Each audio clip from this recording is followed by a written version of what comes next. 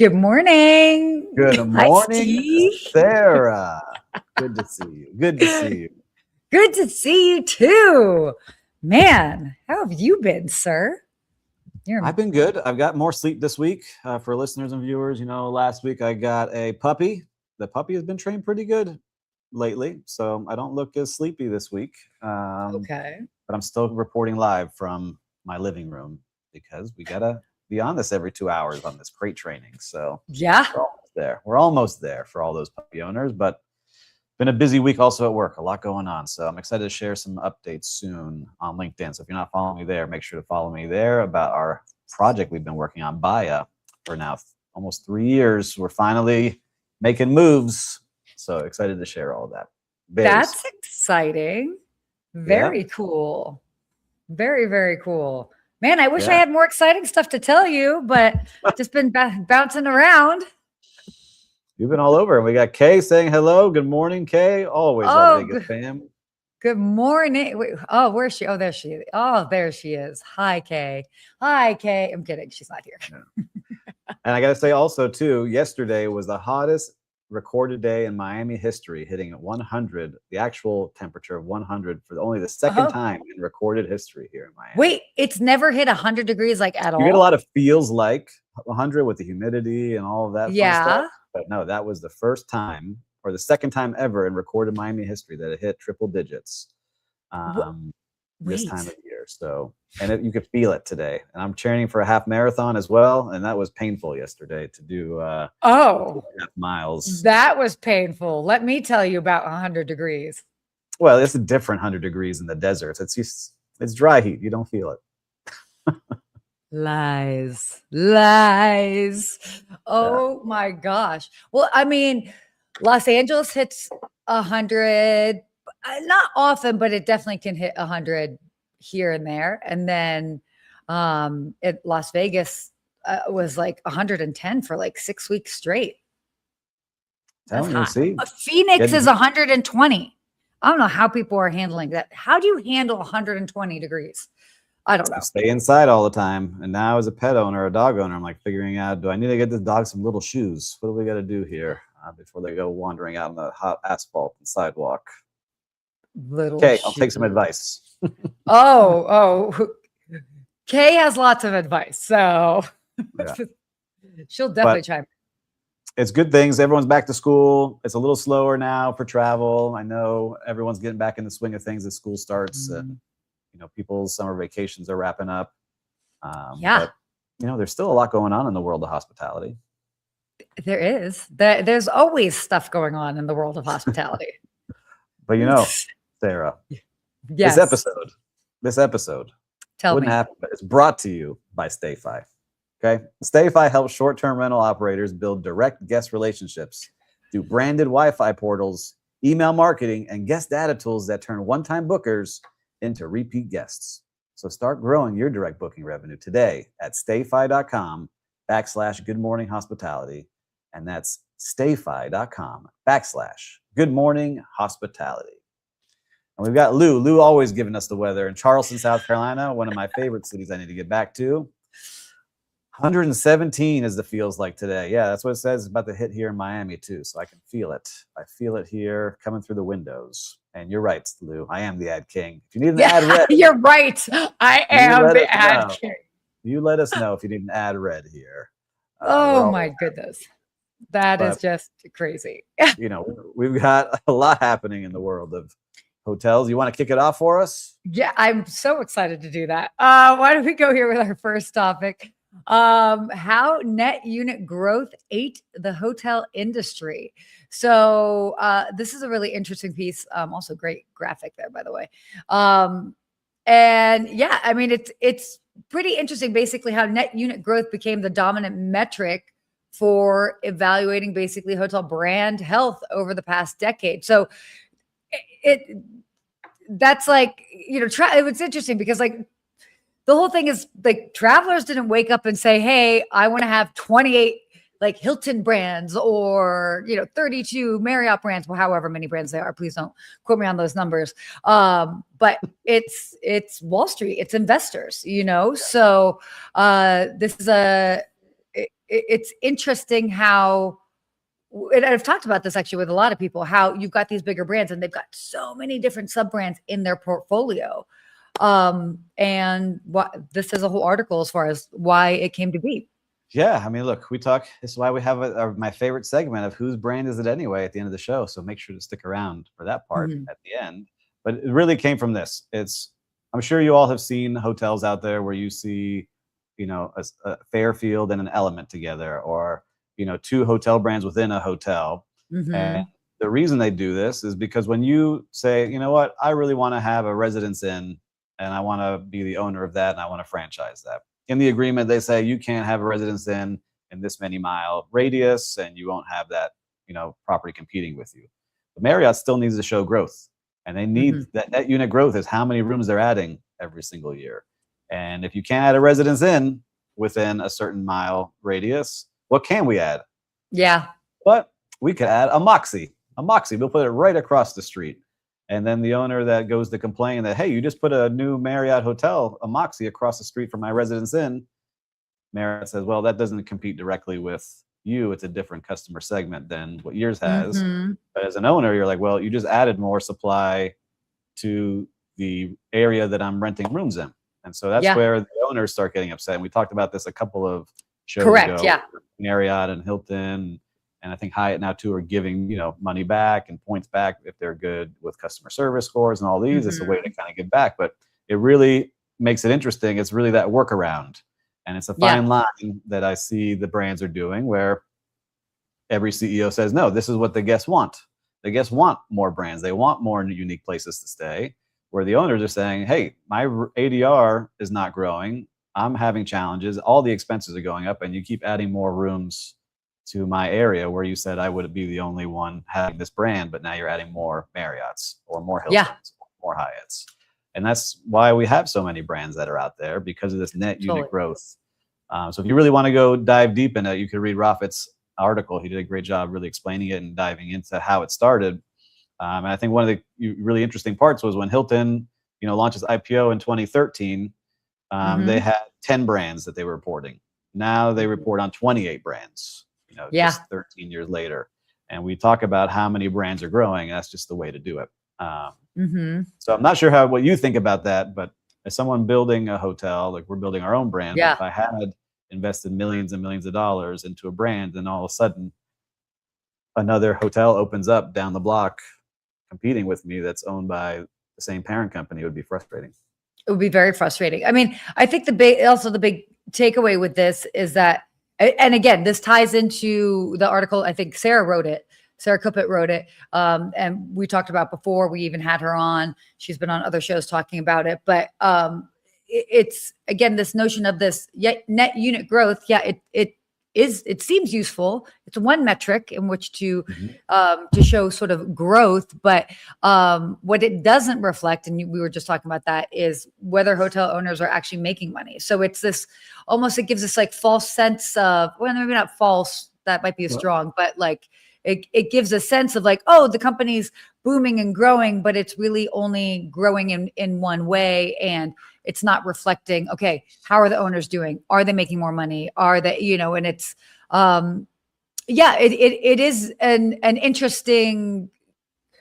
It's a fine line to walk, right? Because you have to show growth. You have to show your investors, because they're all publicly traded companies, that we're growing every year. And before it used to be how many hotels you owned.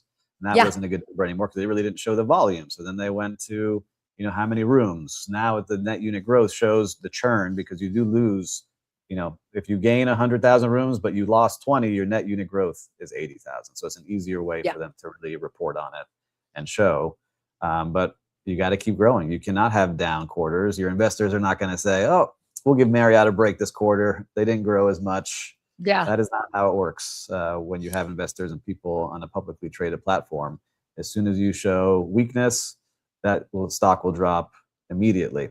And that's not what we want for the investors. And that's what the CEOs really try to protect, while keeping their guests very happy, but also the true customers, those owners of those hotels, because those brands don't own many of the really not any of them. Some of them have a couple that they still own, but they don't own many of their own branded hotels. So not many at all. We could talk about this all the time, but it's more just you know. Another way to really break down how they're reporting. So absolutely. Let us know what you think. Let us know what you think. Do you think they need more and more brands? Is it fair to the owners? Do you think it's good for the guests? I'm curious on what you all think. Let us know here. Well, Steve, before we move on, what should we talk about? What should we talk about? Before we move on, I want to do a quick shout out to our sponsor, Built. They're helping restaurants and hotel F&B teams better understand their guests and create more personalized experiences that drive repeat visits. So if you care about loyalty and guest experience, it's worth checking out. Head to joinbuilt.com/GMH. That is joinbuilt.com/GMH. So shout out to our friends over at Built for that. There you go. Job. I see you've been practicing at home. You've been really reading the ads, working on your pace. Yeah. Good work. I know. I tend to have a very quick pace. So why don't you lead us into this next topic here? Because I'm curious. All right. Well, we'll say this. Minor International puts its $1 billion REIT on hold as they were going through this. It's a Thai hospitality conglomerate behind ANH Hotels, and I want to say this the right way, Anantara and Minor Hotels, which we've always talked about here. They decided to put it on hold because they really couldn't give a firm decision on how business would look, and they want to make sure that they're launching at the right time. Some of the things that they were highlighting, definitely the war going on in the Middle East, international travel is not as strong as it needs to be. And so the group CEO cited Singapore's relatively attractive REIT yields. They really wanted to promote it, but they're putting it on hold right now. So, when you have a lot of things happening internationally, it really does put a strain on some of those plans. So I'm curious to see what people think. I mean, what do you see when you look at that, Sarah? A lot of numbers. I mean, it just is showing, I don't know. Here's what I would tell you. Here's what it was showing us is that they want to really put together their Asian and European markets together and put everything really into one conglomerate. It would become one of the biggest ones, but it's just not the right time. It's not the right time for them to go in and really do that. So I think we keep an eye on this and we can kind of go to the next story, but we're wishing them the best on getting their REIT together, because if they can, they really create one of the biggest hotel conglomerates and really compete with the Accords and Hiltons and Marriotts of the world. So I think that's good. Good little highlight on that story. Thank you. Bring us into the next one here. Let's go. So Google just bought Spirit Airlines reservation data to train AI. This is wild. So Google acquired reservation and guest data from Spirit Airline or Spirit's hospitality. So it's interesting because, again, I mean, we've talked about data and like the whole data war and who owns what. But I think this is a wild move in this time frame. You know what I mean? And it's, gosh, that data is out there. The most expensive thing, we've talked about this forever, but the most expensive thing out there is data. Yeah, and what's interesting is it's not really all about the customers. It was almost also like how they were all talking to each other within the company. So it's all the information within that they were using, so they could train their models on how employees were talking to each other, how leaders were talking to each other. So the assets include software code, data from finance, accounting, operations, and revenue management systems that they're plugging in. And it says the package includes pricing models, booking curves, flight behavior data, refund histories, in-flight purchases, and Wi-Fi sales. So roughly 100 million emails. And it's just crazy to see that they're taking all that data and what they will do with it. I didn't even know that was for sale. Like, you could buy companies' data that went bankrupt. It's an interesting thing to be but it makes sense. Plug it in. Because they're sitting on it, Yeah, and they're trying to get money refunded and get things back to investors. I understand, but it's just funny to see like how important it is and what they're going to use that for. Because these models, man, we talk about AI a lot, and I just see it really ramping up over the last month in my world of how fast it's going and the data that we're plugging in. Right now, I'm going to use this. I'm going to give an example for everyone out there so everyone can give an example. What's happening here. I use several different tools to run our management company. We use Slack for communication. We use Notion as kind of like the brain where we keep all of our SOPs and how to do things. And if this, then that kind of model. So if this happens, then that is how you should respond. Then we use Guesty as our PMS. And Breezeway is how we control all the things happening on property. So really like 4 major tools. And we've plugged them all together now into AI. And now we have this AI super agent that can read everything going on, all the guest comments, how the team is reacting to those comments, were things assigned to those people that had concerns or challenges. Are there ways to upsell certain guests? Are there ways to do certain things? So things that would have taken just 5 years ago, days to do, right? And really diving into every single reservation, really going through things. And you would need so many people to do, we can now do within 30 seconds. Yeah. Right, by putting a prompt in. And so I can see why data becomes more and more important as you're building these models, and AI companies are getting more and more competitive with each other. It's just crazy to see these things out there. And the smarter it is, those are going to be the winners. And Gemini, we talked about, if you're using Google for your Gmail and your calendar and you're on YouTube and you're in that environment, they're starting to get more and more powerful, especially when you can start to have agents purchase things, which is now starting to happen. I wanted some Miami Heat tickets for the opening. I wanted to make sure as soon as it went live, I had a bot working on it for several days. And as soon as it came live, it alerted me and gave me the best pricing for the tickets available. It still wasn't able to purchase without me, but that's going to come a time very soon where that's going to happen. So let's see where it goes. I'm curious, you out there, do you have any unique cases that you're using AI out there, that you're using all your data that you're sitting on? Because we're able to pull the data that we have now and really show and make an improvement and really drive to our bottom line by making those things happen. I'm curious what you see out there. Well, it's interesting because, I mean, that's also like one segment of the market. By the way, 2 comments that were happening in the background. Producer Will said, first of all, data is the new oil. Gotta give him credit for that. Very good point. Yep. And he also brought up, he was like, if we were former Spirit employees, how would you feel about them reading chats, emails, anything that may not have been private? And I think that is valid. And yeah, nothing is private in the company. I want to give a quote my dad gave me when I first started my career. He's a fantastic labor and employment attorney that never sent an email that you wouldn't want to see on the front page of a newspaper.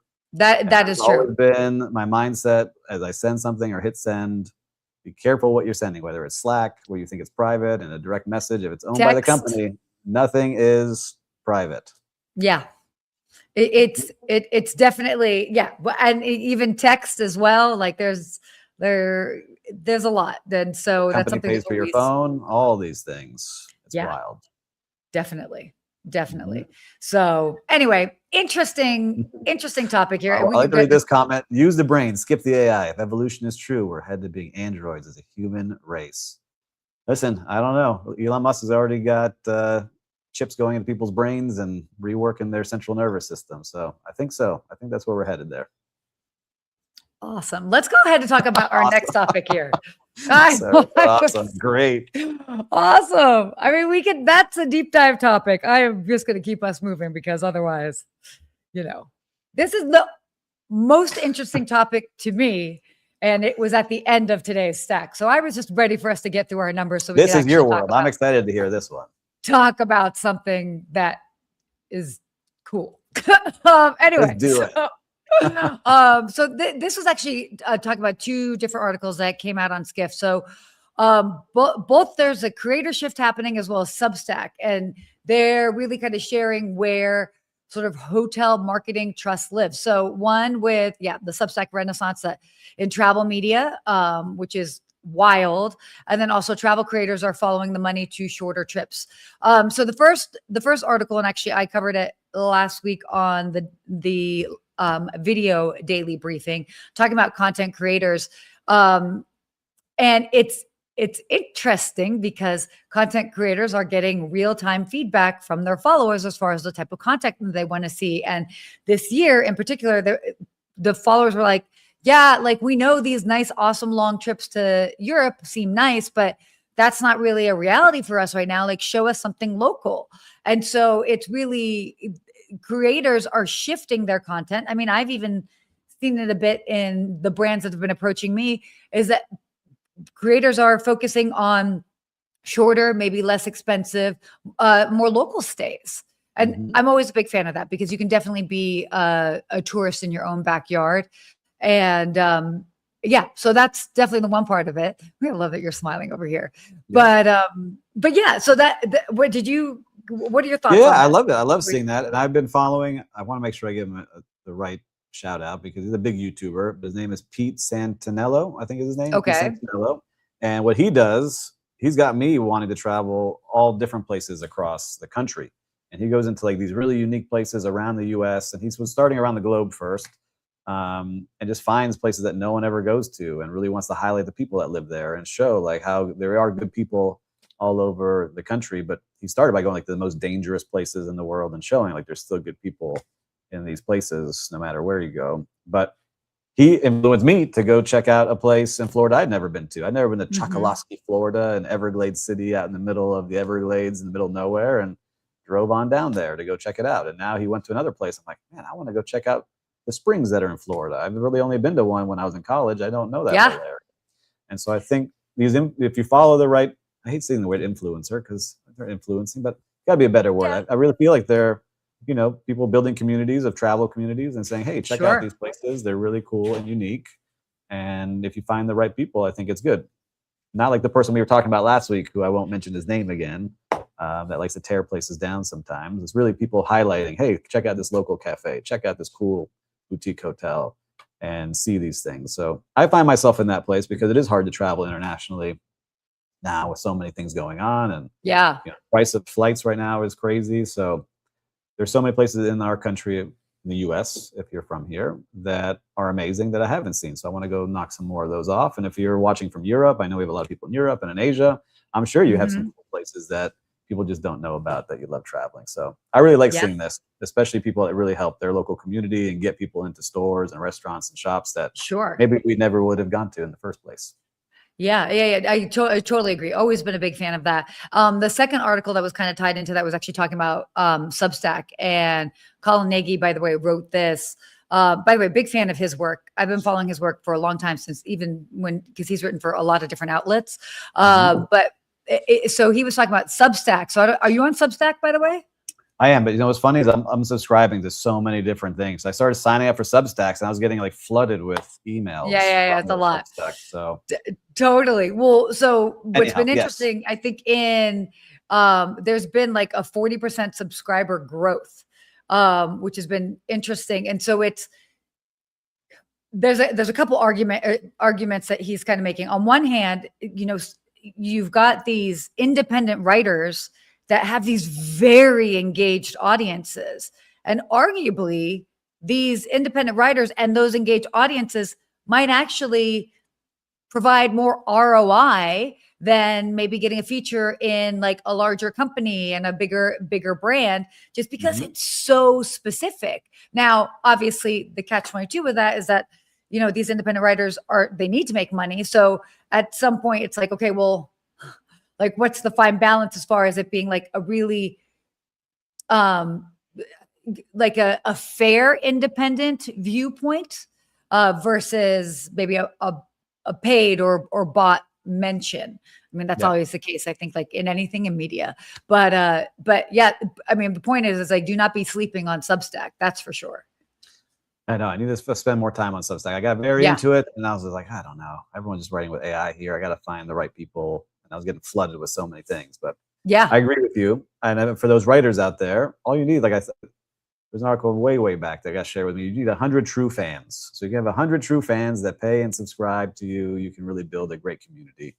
And so I think that's what you're seeing with a lot of these writers, is they can get people to subscribe and pay them a certain amount every month and follow them. I think it's great for them. And again, if you're highlighting your community and really doing it well, I think people will follow and trust you. I see so many people with restaurants and, food bloggers and food writers. And then even like some, funny things like that guy, Dave Portnoy from Barstool Sports, who has his One Bite Pizza, right? He goes out there, he's fair, but every time he gives someone a high rating, that place gets crushed with business. So it shows you how you can really impact in a good way and a bad way. Well, and it's fascinating. I mean, I don't know how many people know like travel writers, and I'm talking about like consumer travel writers, and that industry. These people, let's just put it like this: they aren't compensated for what fairly for the type of content that they put out there. And I have a lot of travel writer friends because sometimes I get paired up on fam trips, and sometimes I'll be with journalists versus creators. And it's been like this real tough point over easily the past 10 years where they really used to be taken care of significantly by these bigger brands. And now you've got companies that are like, oh, well, you can just say that you can contribute it to it. And that's like how they're trying to pay these writers. And so you have these really talented travel writers that like are needing to find another outlet in which to monetize, because the traditional form of monetization is evaporating, so to speak. So I think we still haven't seen the most of Substack yet. And that's just in the travel related industry. Lots of fascinating stuff in other industries, because we all obviously care about other things other than just travel. But it's fascinating. I'm a big fan of it. So I have to go back and relook at it. I was just thinking, I was like, how many more newsletters can I read? How many more articles can I read? There's so much content out there. How many more videos can I watch? It's like, yeah. Oh, breathe. Yeah. I mean, that's the whole thing. It's the, more than the commoditization of content, but it's because, we can all be our own media brands. Like people don't need necessarily to be like on a big TV station or on on a bigger platform to have reach. It's the great equalizer. Social media has become the great equalizer. Like you can put out something and it can reach a lot of people. Now the trick is to make sure that that's accurate, obviously. Yeah, and good. Exactly. And that it's good. And it's not just AI slop. Now I feel like everything almost is, but I miss having a magazine and holding a magazine every once in a while. Oh my gosh, I used to love, like, I would go to the airport and like buy 2 or 3 magazines. I had like so many subscriptions. And I do miss it a little bit now. I think it's going to make a comeback. All these things that we had back in the 90s are going to start coming back. Anyhow, it's an important time of the day here. Okay. It's your favorite time of day. It's whose brand is it anyway? The game where we try to guess the sub-brand's parent company. And if you've been playing along for a while now, you know that we're terrible at this and we have not won many times. So I'm curious to see whose brand is it today? Garner. Oh my God. Garner Hotel. Jennifer Garner's hotel. Let's see. Oh, I was thinking like Garnier. And I was like, oh, is this a hair company or brand company? Okay. Garner is going to be I'm going with Hyatt, a Hyatt brand. So listen to the viewers, you've got 5 seconds to put in the comments what brand is the parent brand of Garner. I don't even know. Gotta give a guess there. We can't start. We can't show the results till you guess. I'll say Hilton. That's what I said. All right, let's go. Wait, you said Hilton? I thought you said Hyatt. Did I say Hyatt or Hilton?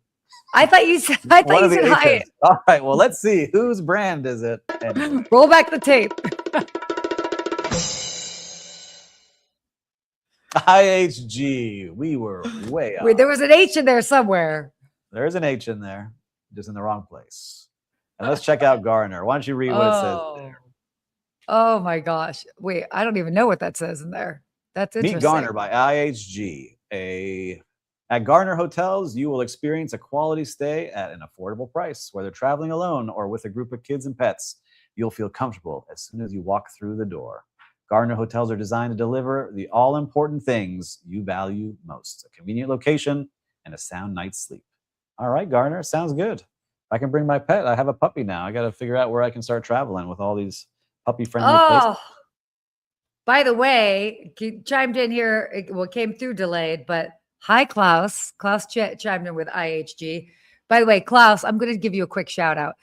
I think I can say all this. Based in Barcelona, good friend of mine, Lake Lador concierge, former Lake Lador concierge. And yeah, so Klaus, thank you for joining us from Barcelona, buddy. I'm going to text you after Klaus, this. You are the big winner. We have your gift on the way to you. Just make sure to put your address here in the comments for everyone to see. I'm going to personally deliver it to Barcelona because I owe him a trip. So I'm like 6 years behind on a trip. Done. Look at that, Klaus. All for playing. Jose got it right as well. All the big winners. Woo! Bring it on in here. We love seeing it. Well, Sarah, we cover a lot here in this show. Did. All different things. Stats, AI, travel, content creators, getting into Substack. Yeah. And so if you like any of those things, I'm sure your friends will too. So make sure to share this with your friends. And if you haven't yet, make sure to subscribe as well. We love seeing all the new subscribers that join us every single week. And if you have a chance and you're watching this on replay, join us for a live show every Wednesday at 10 a.m. It's a lot of fun here to be able to come on live and get to chat with us, so we get to chat with you. So, Sarah, until next week. Stay hospitable.